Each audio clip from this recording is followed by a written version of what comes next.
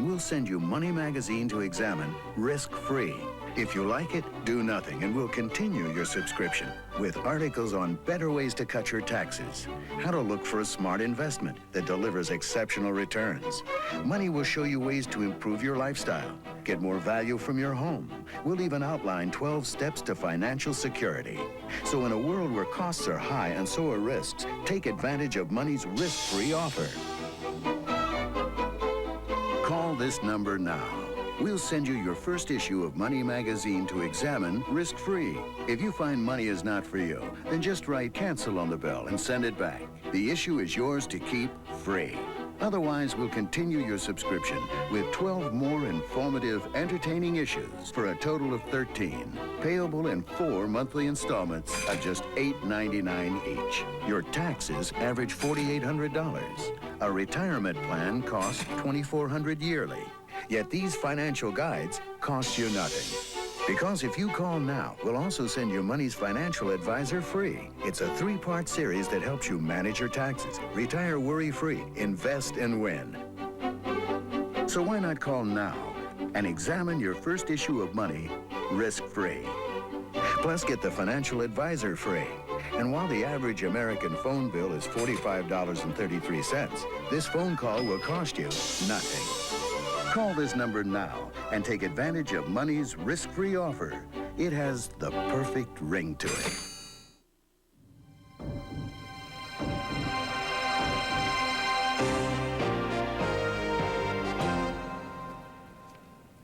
Saddam Hussein appears to hope that the U.S. will sustain heavy casualties in ground fighting, which would result in public pressure on President Bush to cut it short. If Allied troops at the front do have heavy losses, U.S. combat reserves could be moved into their places. CNN Special Assignment correspondent Art Harris takes a look at those combat reserves. Are they ready or not?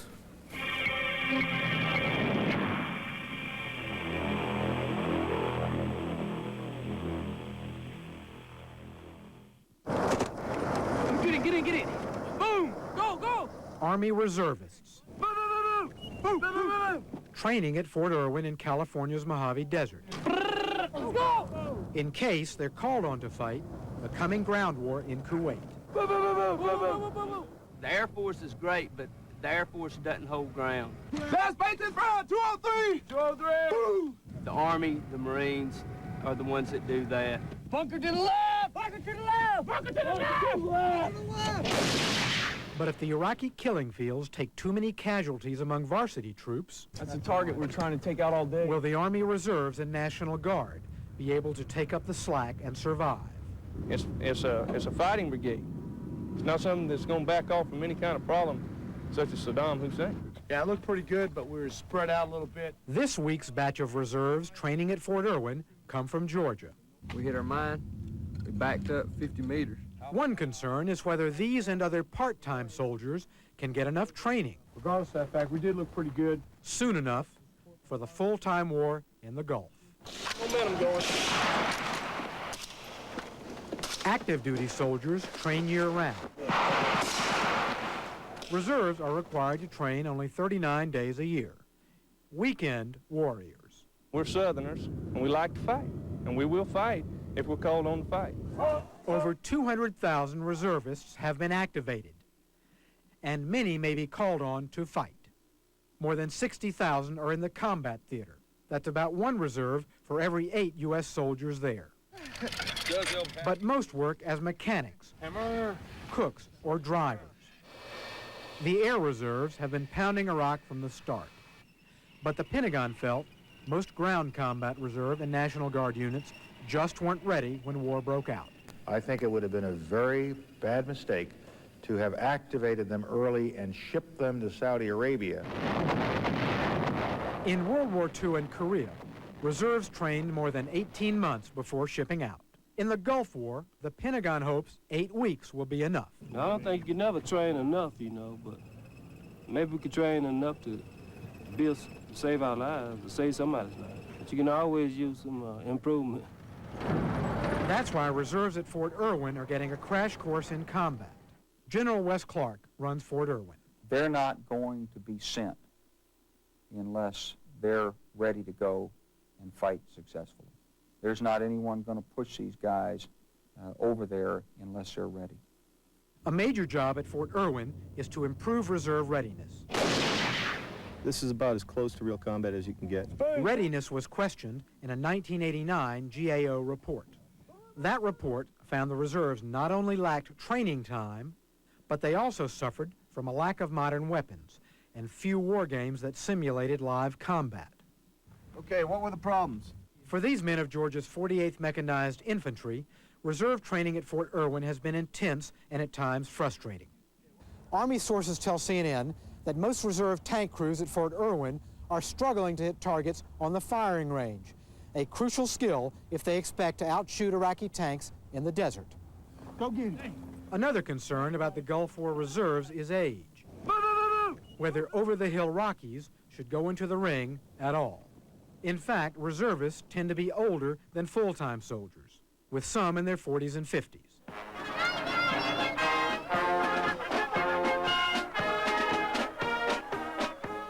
Many have wives, children, and grandchildren. Family ties that some fear could douse their fire for combat.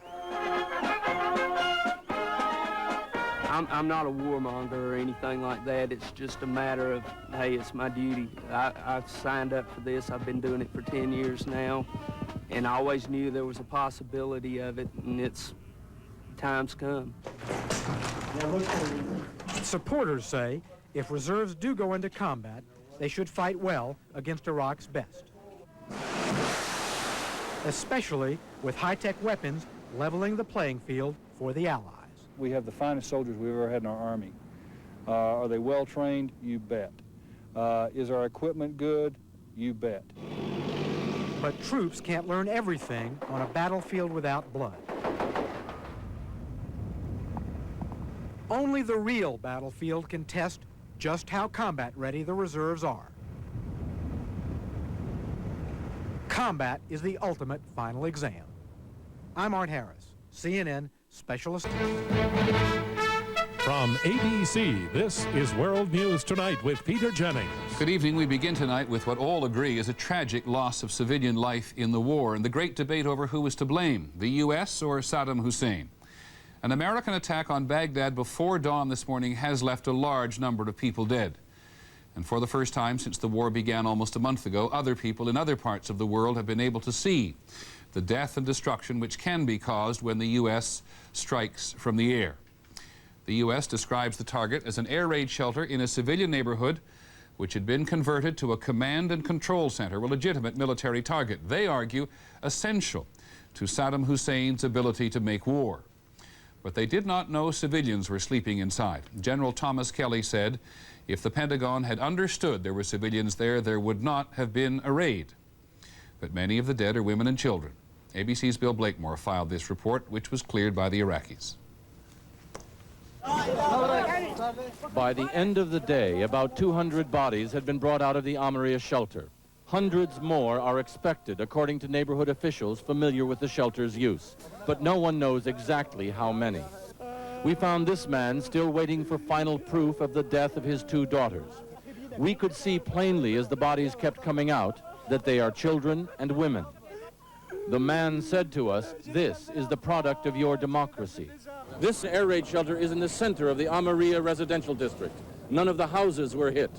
Many of the men waiting outside here have told us their wives and children have been sleeping in the shelter every night since the war began. Community leader and shelter supervisor Abdel Janabi told us there are absolutely no military personnel or military activities connected with the shelter, which is next to the neighborhood supermarket and school. He told us this will only increase the determination of the Iraqi people to fight to the end. The tragedy followed one of the heaviest nights of bombing on Baghdad yet. The Amaria shelter was hit in the center of its large roof, cutting through 10 feet of steel-reinforced concrete. By mid-morning, we were able to make our way down to the upper level of the shelter before heat and smoke stopped us. Rescuers carrying bodies of women and children out past us told us they couldn't believe anyone would choose this target. One said he'd take revenge even if it takes 10 generations. Several men waiting outside told us their wives took their children to the shelter just so they could sleep under the loud bombardments. One of the survivors, 12-year-old Mohammed Yusuf, who was sleeping near the door, told us the shelter filled up last night as usual with mothers and grandmothers, including his own, who are missing, and with many children. Hospital director Dr. Bogos Bogosian. Is this in conformity with the international regulation? Just have a look. Please. Okay. Would you call this mercy and justice? This is the most horrible, the most cruel thing I have ever witnessed. There were no restrictions on journalists as we covered this story today. We were able to talk with anyone we wanted to in and around the shelter and the hospital. Iraqi officials called it a great crime and said otherwise the event speaks for itself. This city is now preoccupied with the story of the Amaria shelter and the problem of where to find safety from tonight's air raids, which have already begun. Bill Blakemore, ABC News, Baghdad.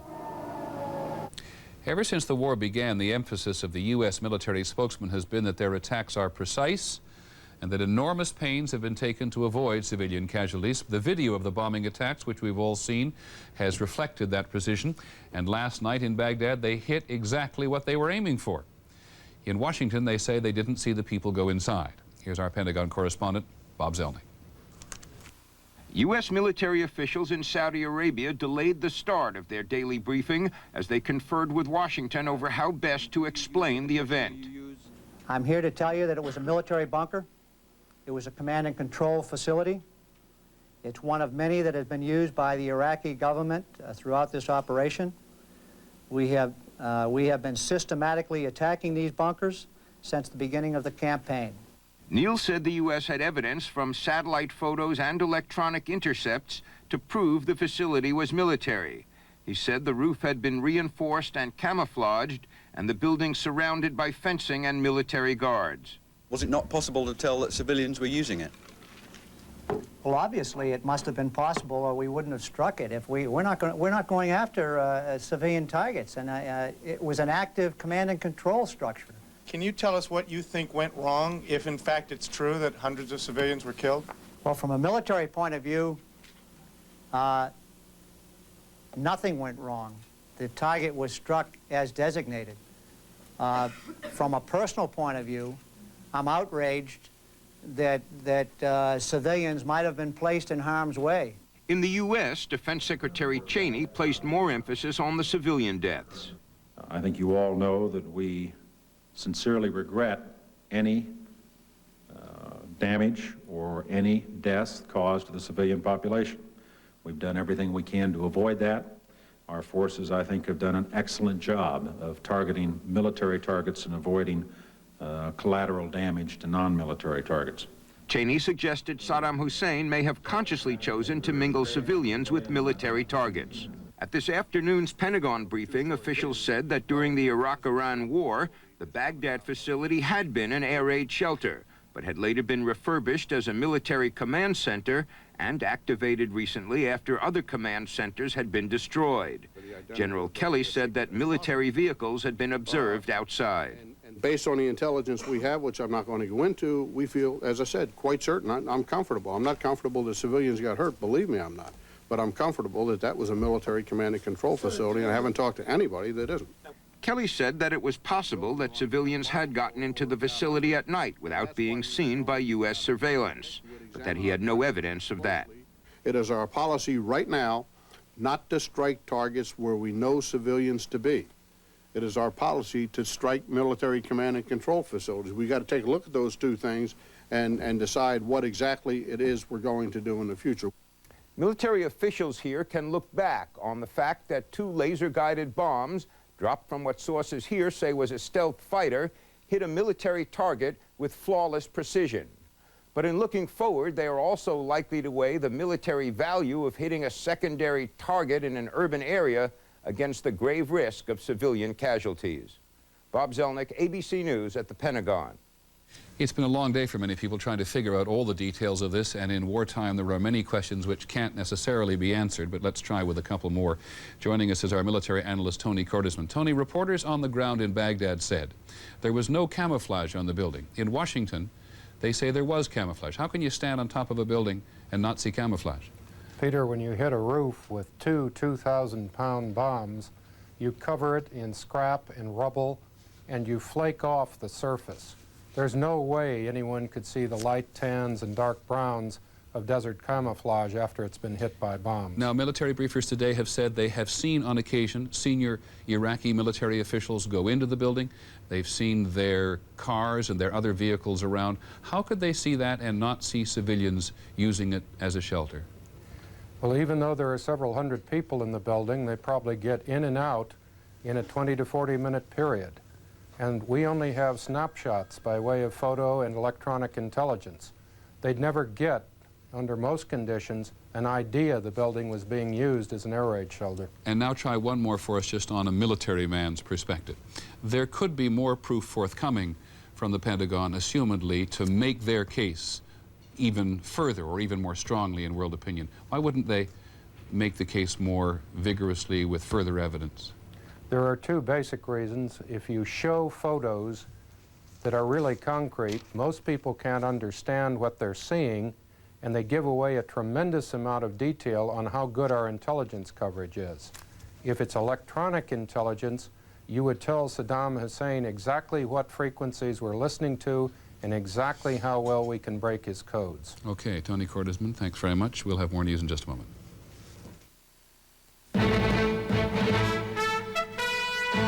This is World News. In the eyes of many people, as well as a military act, standing by at the White House is ABC's White House correspondent Britt Hume. Britt, does the White House, the President, see this as a political setback?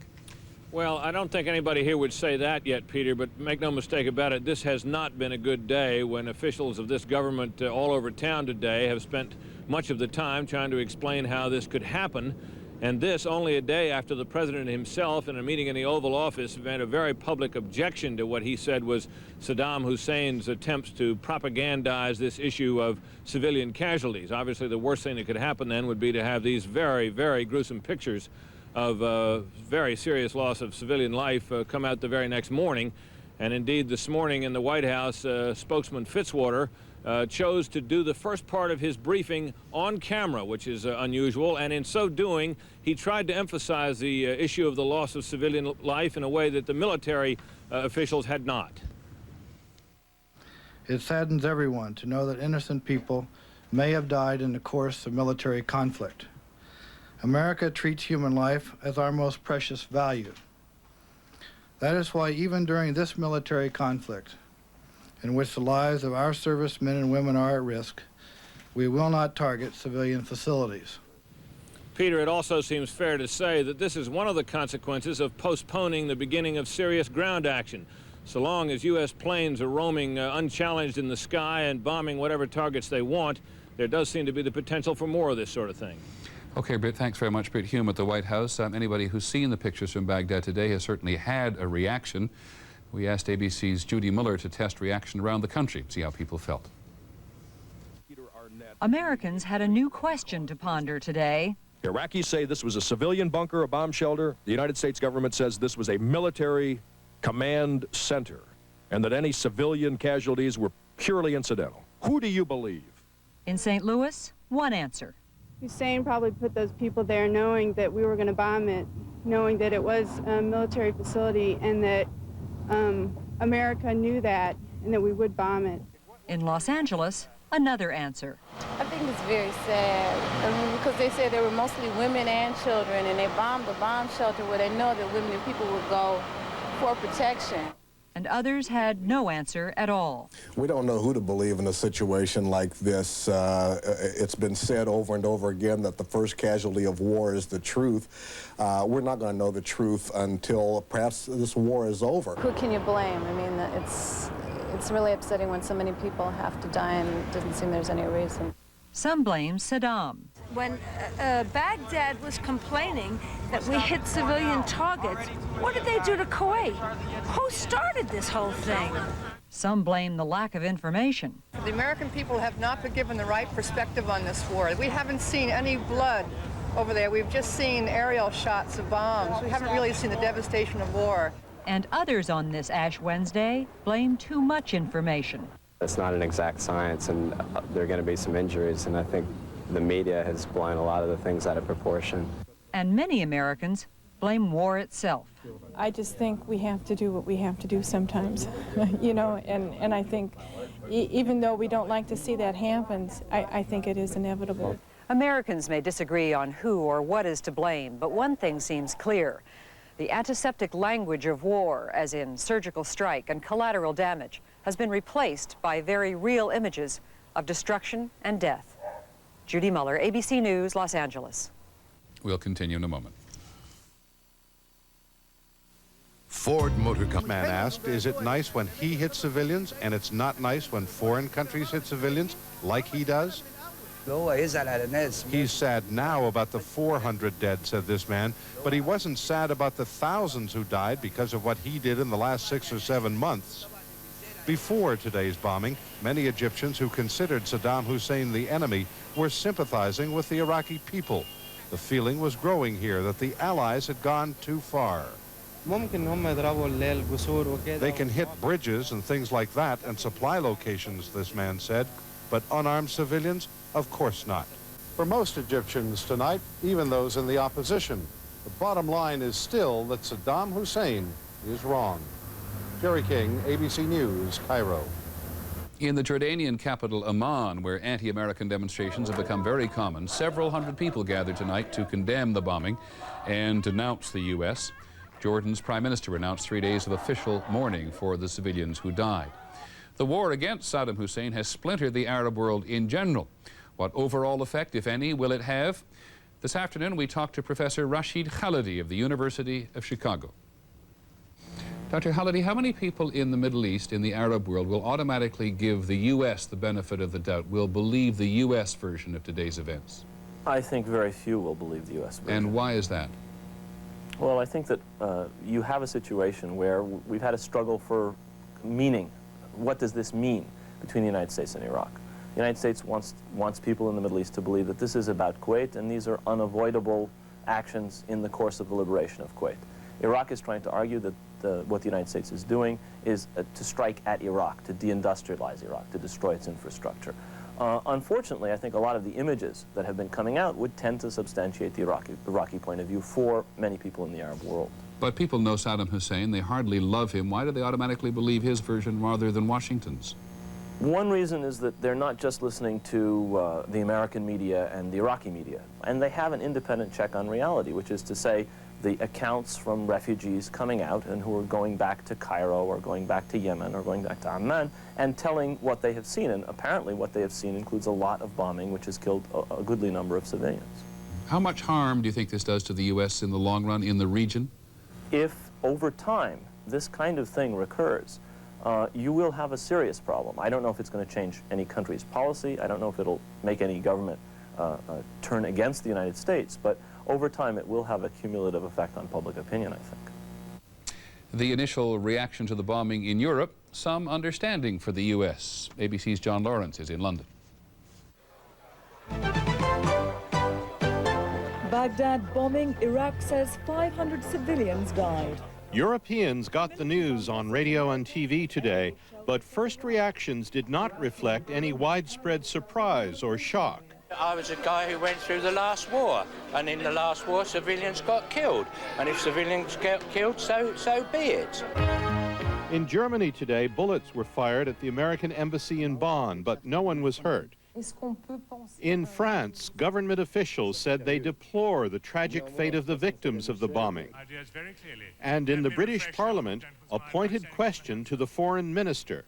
Did it occur to him that some of the blood of these innocent civilians was on his hands? There's no doubt that war has its tragedies, and sometimes these can be great, even with the greatest possible care and precision. Supporters of the war here see the bombing as a tragic accident. Opponents of the war see it as a crime. John Lawrence, ABC News, London. We'll have more news in a moment. In Gulf today, Allied warplanes continue to attack Iraq inside Kuwait. B-52 bombers struck at Iraqi troop and armor positions just across the border with Saudi Arabia. U.S. artillery was also moved forward to the front in preparation for a possible ground war, and Marines brought in mine-clearing equipment, that's what you see there, which will be critical in opening corridors for ground troops and tanks if and when they move forward. On the diplomatic front today, Baghdad Radio said that because the Soviet Union voted with the U.S. at the United Nations, the Soviets bear responsibility for what the radio calls the brutal crimes against Iraq. Nonetheless, the Iraqis say that their foreign minister, Tariq Aziz, will go to Moscow for talks with Mikhail Gorbachev. One of Mr. Gorbachev's closest advisors, just returned to Moscow from Baghdad, says he now sees reason to be slightly encouraged by his visit. Here's ABC's John McWethy. When Soviet envoy Yevgeny Primakov returned to Moscow this evening, he said there are reasons to think more optimistically now about the possibility of a ceasefire. He refused to be specific, saying that with Iraqi Foreign Minister Tariq Aziz coming to Moscow for talks with President Gorbachev early next week, negotiations will be continuing. I don't want to jeopardize the process of negotiation for future. That's why I don't want to go deeper into details.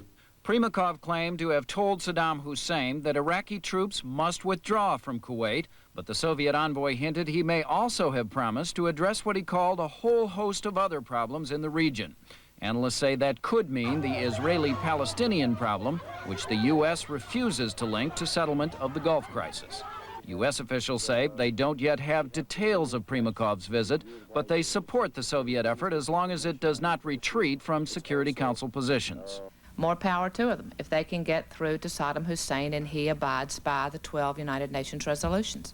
But privately, U.S. officials are expressing concern that Moscow may be considering giving ground to Saddam Hussein to try to stop the fighting and to better position the Soviet Union in the Gulf after the war. John McWethy, ABC News, the State Department.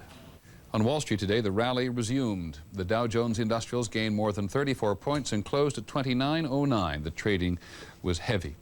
In other news, the Bush administration has unveiled a 5-year, $105 billion transportation plan. The money is supposed to help rebuild the interstate road system.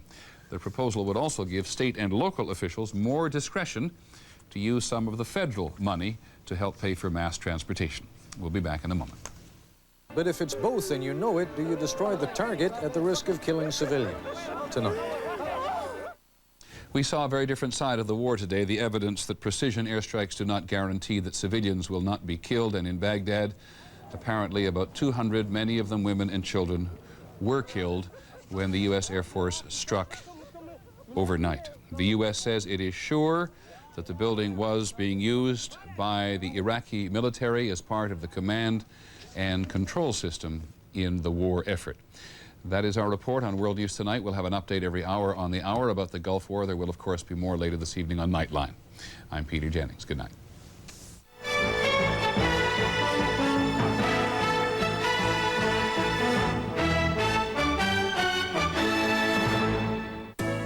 Presentation of ABC News. More Americans get their news from ABC News than from any other source.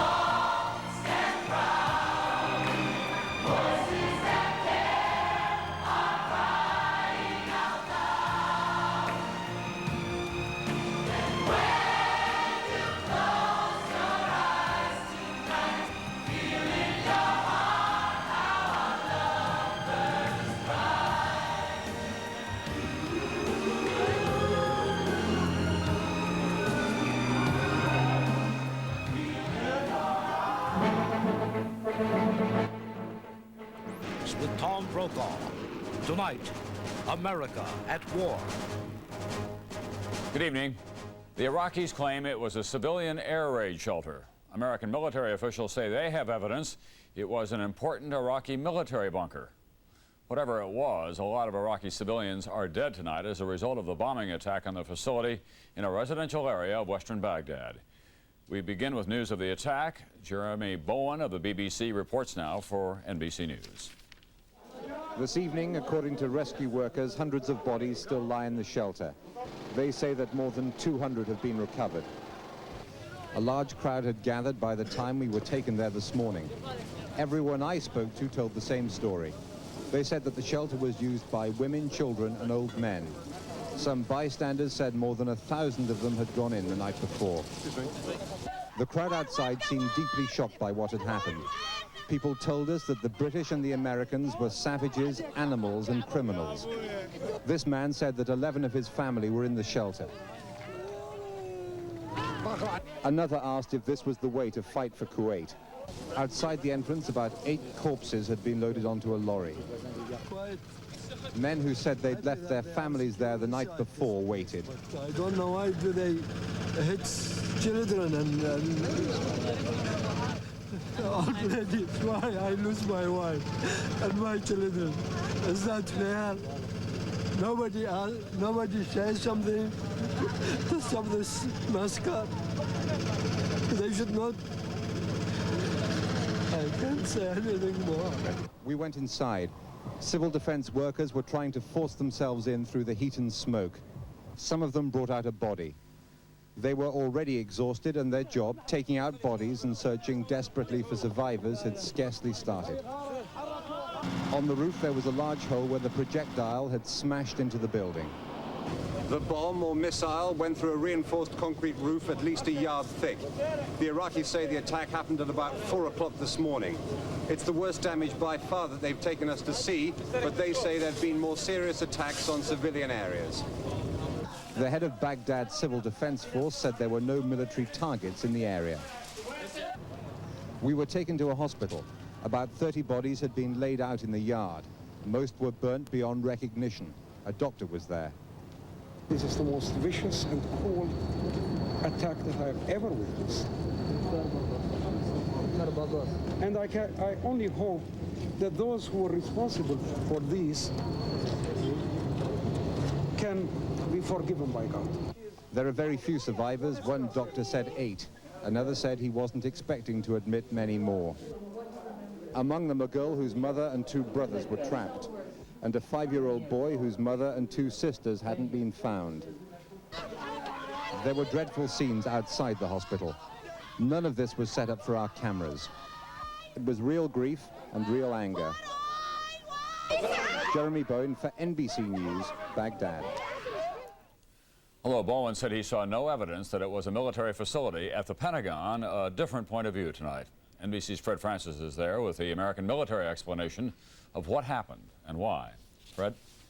Tom, Pentagon officials claim they have intercepted detailed military conversations from the Baghdad bunker to commanders in Kuwait. And they have detailed pictures which prove the building was used by senior officers. But this is what the Pentagon released to defend its targeting. A drawing which shows the so-called Iraqi communications bunker on the southwest edge of the city, surrounded by civilian homes, a school, and a mosque. Saddam Hussein, who lives in this city, has seen the results of a very strategic and surgical bombing campaign directed against that military infrastructure. He had to know that we knew that this was a military facility. And why he would put innocent civilians in this facility troubles me greatly, and is something that, quite frankly, just mystifies us. Because of the civilian neighborhood, one stealth fighter dropped 2 laser-guided 2,000-pound bombs at 4:30 in the morning. The building had been covered with 15 feet of steel reinforced concrete. It had a camouflage roof, and its radios, deep in the basement, were protected from the electromagnetic pulse, or EMP, of a nuclear blast. You don't EMP harden a bomb shelter ever. It's a very expensive thing to do. We do that with a lot of the communications that we have, and it costs a whole lot of money, and the only possible reason on earth to EMP harden something is to protect military communications. The first bomb punched a hole in the roof. The second followed to explode deep inside. Military officials who watched and listened to the building by satellite for 5 days say now they believe the civilians were moved in at night. Well, from a military point of view, nothing went wrong. From a personal point of view, I'm outraged that civilians might have been placed in harm's way. And I blame the Iraqi government and the Iraqi leadership for that. Tom, military leaders say they will not change their strategy. Even if Iraqi civilians are used as shields, they say they will bomb any facility from which Iraqi leaders talk to troops in Kuwait. Tom? Fred Francis, if they did intercept radio messages from that bunker, what did they learn from them? Well, after the battle for Khafji, they overheard commanders from that bunker talking to commanders in southern Kuwait, telling them to maneuver, telling them that there was no air cover, telling them not to tell the other troops after the battle was over just how badly it went. And that's the sort of detail, rich detail, that they need to plan the ground offensive. And that's why that facility was very important. Thank you, Fred Francis, at the Pentagon tonight. From the beginning, of course, President Bush has worked hard to ensure that he had political support as well as military strength in his fight with Saddam Hussein. As NBC's John Cochran at the White House tells us now, the White House was busy on both fronts today. John? Tom, the White House moved very quickly to limit the political damage caused by the deaths of so many civilians. Spokesman Marlin Fitzwater took the unusual step of reading a lengthy statement expressing regret at the loss of life. We don't know why civilians were at this location, but we do know that Saddam Hussein does not share our value in the sanctity of life. The State Department also tried to shift the blame onto Saddam. Once again, his personal, ruthless ambition makes him indifferent to the cost to his own people. A military briefer insisted the U.S. would never have targeted the bunker if it had known civilians were there. If it was prior knowledge that we knew that civilians were in the area, would we have attacked it even though we knew it was a command and control bunker? And right now I'd say absolutely no, we would not attack that bunker. But White House spokesman Fitzwater challenged that, saying, you can't go making rules. You can't leave yourself open to a situation in which Saddam Hussein says, yes, I've got a civilian at every military target in this country. The bombing of civilians came at a particularly bad time for President Bush, who was already worried about Saddam's media campaign. I think there's a conscientious effort on his part to try to raise the propaganda value of accusing us of indiscriminate bombing of civilians, and it's simply not true. Today, Iraq wasted no time demanding that the UN Security Council condemn the pre-dawn raid. The American, with all their arrogance, they're all deliberate lies. They insist that was a military shelter. Here at the White House, they're breathing easier because, so far at least, the Arab world has not erupted in anger at today's bombing. But tomorrow is another day. Tom? Thank you, John. It is important to remember, of course, that while Iraqis have allowed Western reporters into Baghdad, they still keep them from Kuwait, where the Iraqi military reportedly has waged its own war on civilians. I'll be back with more in a moment. This is how the roomy new Cutlass Supreme SL looks after traveling 300. Got hit hard across the border in Jordan, which has sided squarely with Saddam Hussein in this war. An angry crowd tried to march on the U.S. Embassy in Amman. NBC's Dennis Murphy is there tonight. Dennis, what's the latest? Tom, I was with some very angry people just a few hours ago. The crowd was chanting, "No more American embassies in Arab lands." They saw gruesome pictures of dead Iraqis on television and then gathered on the street. Middle-class demonstrators, intent on reaching the U.S. Embassy a few miles away. Police tried to turn back the women in the lead. There was shouting, pushing and shoving. Authorities do not want a major anti-American incident with U.S. relations so precarious now. The police lost control of the small crowd, no more than 200 strong. Riot police arrived and brought the march to a halt. The protesters sat in the street and chanted, "Go on, Saddam, the true Arabs are with you." Anger over the attack on the Baghdad shelter put the anti-American temperature here, already hot, into the fever range. Yes, it is deliberate because they know this is a shelter and there are children and women and all, that this is not a military target, and Bush is a liar. I was very, very angry. And if I can do anything against America, I will do it. The old women and men, thousands and thousands of men and women and children are every day they are bombed.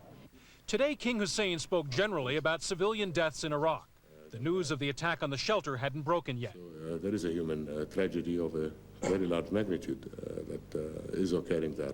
The marchers who were turned back tonight say they will increase their numbers and try to reach the U.S. Embassy tomorrow. Just after that march, a few blocks from here, a young German student was stabbed. His attacker, who was arrested, told police he thought his victim was American. He wanted to, quote, avenge the Arab nation. Tom? Thank you. Dennis Murphy in Amman, Jordan tonight. For its part, the Soviet Union now has taken the lead on the diplomatic front, and with good reason. The Soviets are looking beyond this war to their own position in the Middle East. NBC's Bob Abernathy has more tonight.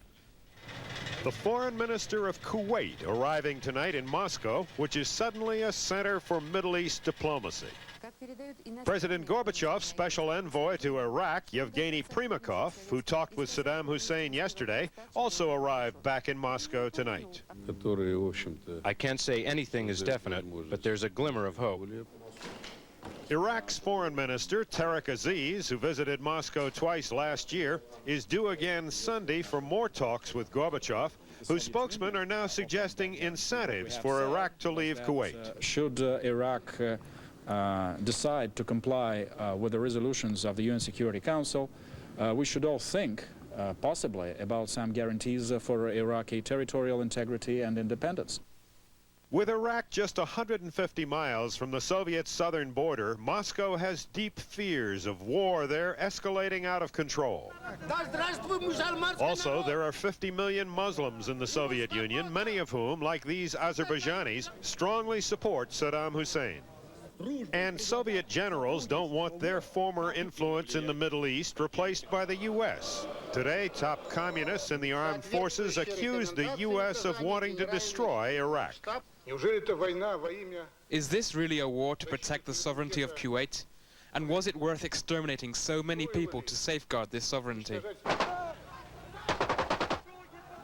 Soviet forces, of course, have been doing their own killing in Lithuania, and liberals here charge the generals are just trying to divert attention from that.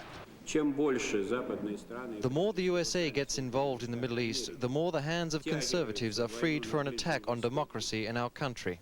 The Soviets insist they still back all the UN resolutions on Iraq, but it's also their conviction that the greater the role they can play in ending the war, the more influence they'll have when time comes to make peace.